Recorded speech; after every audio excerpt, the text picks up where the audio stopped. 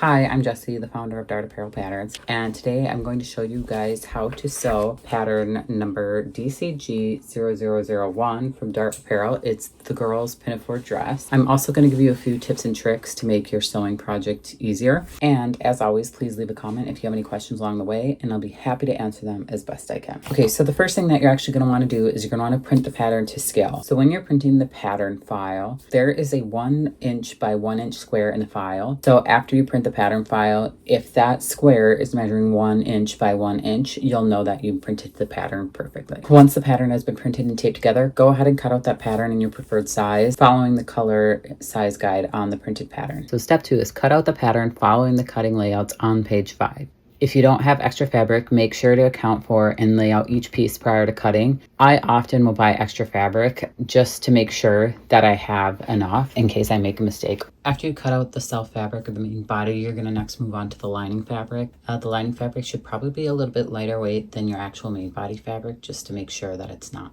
a super heavy garment. After you finish the lining, you're going to move on to the interfacing. So there's a variety of different interfacings. I personally prefer a knit interfacing just because it allows for a little bit more movement in the garment and flexibility, which I really like. And lastly, you want to cut out the elastic strips for the side seams. Do your best to find a high quality elastic that stretches and snaps back. What we want to avoid is something that is super lettucey after it's stretched out a few times. Once you have all that cut out, we're going to move on to attaching the fusible interfacing to the actual main body fabric pieces that they correspond to. Oftentimes I'll use a piece of muslin over the interfacing when I'm ironing just to keep any of that tackiness or that glue off of my iron. If you do happen to get glue on your iron, you can always get iron cleaner, and that works really well. Sometimes I have to let the iron sit on the top of the fusible interfacing for an extended period of time just to make sure that it sticks really well. The next step is to serge all the edges of the different pieces if the fabric is prone to fraying. Typically I would do this with a 4-thread overlock, so if you don't have a serger, just skip this step, but if you do,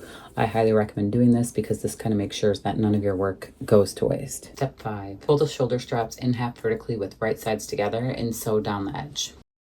Step 6. Next, you want to iron the seam allowance flat, then sew one end of each strap. This is going to create the tunnel that we want. Then turn the strap inside out and iron flat. And what I'm using here is a fast turn fabric tube set. You can use these to turn any tunnel-like pieces that you have. So if you don't have a fast turn tool, you can use anything else that will help to turn the straps inside out. Once the straps are inside out, iron them flat.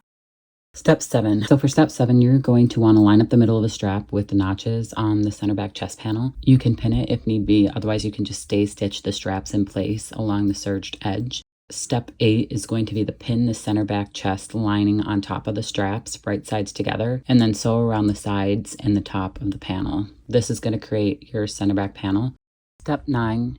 Trim the corners and then inside out the back panel. Once you have it inside out, hand pressed or iron flat, then top stitch around the edge of the center back panel. Step 10, iron the fusible interfacing to the wrong side of the center front chest panel self. You might have done this already in the previous step, but if you haven't, now is the time you want to do that. Step 11, pin the center front chest lining on top of the center front chest. Make sure the right sides are together, then sew around the sides and the top of the panel. Step 12, trim the corners, then inside out the center front panel. Iron the panel flat, and again, top stitch around the sides and the top edge of the panel. This is creating your center front panel. Step 13, if you haven't already, mark the buttonhole placement on the center front chest panel. Use an erasable sewing marker or chalk or pins to mark where the buttonhole placement goes. Sew the buttonholes onto the garment. The buttonholes should fit approximately a 36L button. You can switch it up and use whatever buttons you have, but you just want to make sure that those buttonholes are large enough to fit the buttons that you're going to be using. If you don't have a buttonhole machine or the option to do a buttonhole on your machine, you can create these buttonholes by hand as well. Step 14, pin the pocket pieces to the pocket lining pieces along the top flat edge. Make sure that right sides are together. Then sew along the flat side of the pocket pieces. Once you have that done, fold open and iron the seam.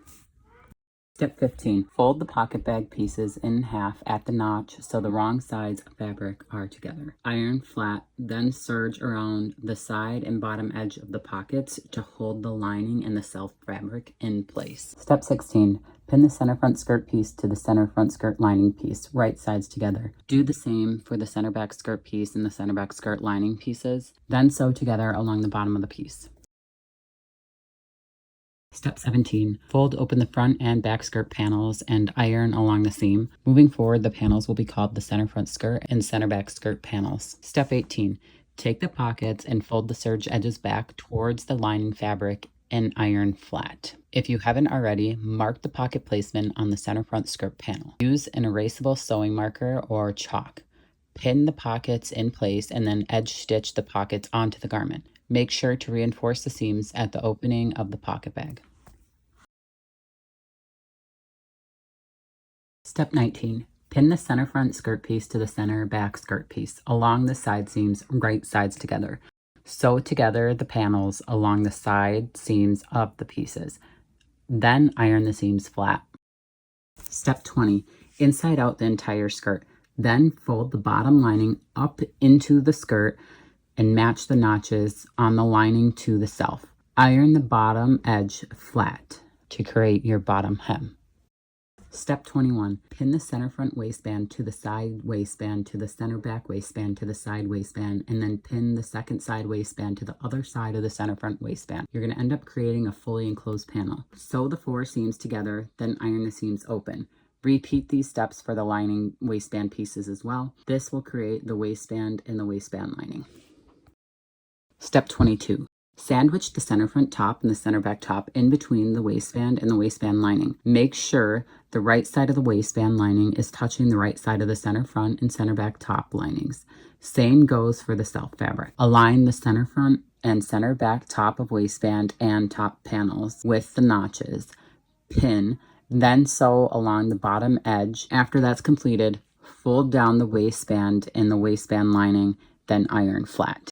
Step 23. Cut your 2 elastic pieces to length if you haven't already. Take those 2 elastic pieces and then turn the top waistband portion of the pinafore dress inside out and fold back the waistband lining as shown in the image in your pattern. Line up 1 elastic piece with the side waistband panel. Top stitch each side of the elastic to the seam allowance of both sides of the seam. The elastic is smaller than the self fabric, so you will need to stretch it to fit. Repeat this step to the other side waistband panel. Step 24. Fold back the waistband lining to cover the elastic. Pin waistband lining to the self waistband, then top stitch the lining and self together along the bottom of the waistband. This will help to enclose the waistband and the elastic. Step 25. Pin the skirt to the waistband. Note to make sure you line up the notches in the skirt with the waistband seams. Front and back of skirt will be gathered. Make sure to pin right sides of the self fabric together. Note that you're not pinning the lining to the waistband yet. Once you have everything pinned and in place and the gathers distributed evenly, sew the skirt to the waistband. I want to make a special note that typically I like to just pin the gathers into place so I get it really even and really accurate. You can also use a basting stitch and then pull the basting stitch to get it together. Whatever your preference is fine.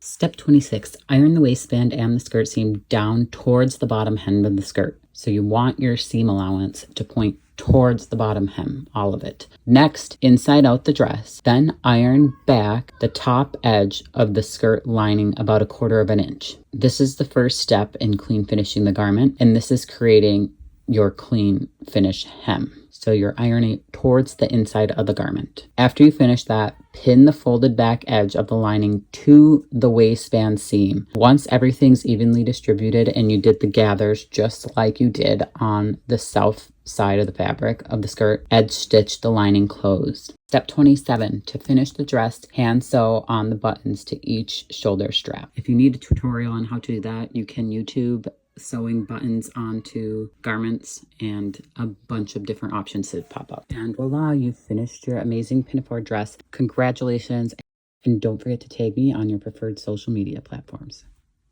Okay, and if you guys have any questions or there's any mistakes in the pattern, please email me at contact@dartapparel.com. I will do my best to answer any of your questions or improve the pattern. If you do find a mistake and I update it, I will send you the new pattern. I understand that maybe the first time we make the pattern, it's not going to be perfect, but I want to do my best to keep improving it for everybody. And if you find a mistake, I'll make the update and send you the updated pattern. I'll also do my best to respond to any social media comments and or YouTube comments as quickly as I can. However, this is my side gig. This isn't my full-time job, so I appreciate your patience as I kind of will try to batch them. If you have any immediate questions, The quickest way to get a response from me is through Instagram. So if you go to @Dart_Apparel_patterns on Instagram and send me a message there, that's the quickest way that I respond. If you have something that's really urgent because you're in the middle of your project and you want to finish it. Thank you for purchasing the pattern, and I hope you love this one as much as I do. I made 3 of these different outfits for my daughters that are almost 2, 3, and 4. And so this has just been such a fun pattern to make. I hope you enjoyed as much as I do. And go check out dartapparel.com for more amazing patterns in the future.